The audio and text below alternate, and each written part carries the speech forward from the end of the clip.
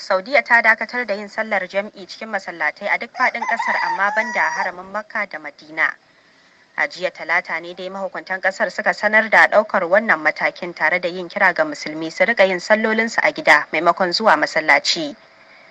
Dangane da haka ne ɗazu-ɗazun nan na tuntuɓi Muhammad Sani, wani mazaunin birnin Madina a ƙasar ta Saudiya, inda ya fara da yi min bayani kan yadda suka yi sallar asuba ta yau.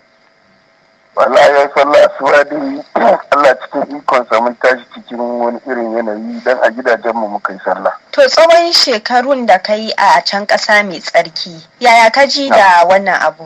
Wallahi abun ya zo da wani iri amma bai zo da mamaki ba tun da jarabawa ce annoba ce ta zo daga Allah, muna dai roƙon Allah ya kawo mana ƙarshen ta, amma mun ji wani irin abin da ba mu taɓa ganin shi ba gaskiya. Dan daga jiya sallar isha suka sanar duk wata sallah kowa yi a gidan shi. Ni dai a shabbaki na yi sallar isha.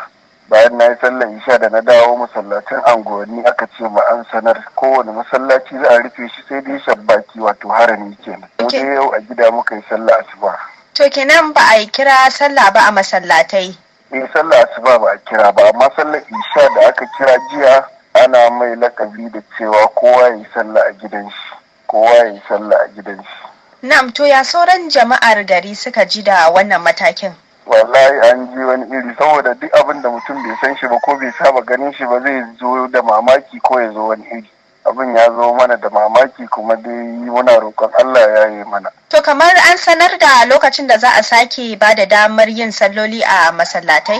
Gaskiya yanzu dai babu wani takamaiman lokaci, an ce dai a dai dakata tukunna a ga abin da Allah zai yi. Muhammad Sani kenan, wani mazaunin birnin Madina a Saudiya. Inna lillahi wa inna ilaihi raji'un.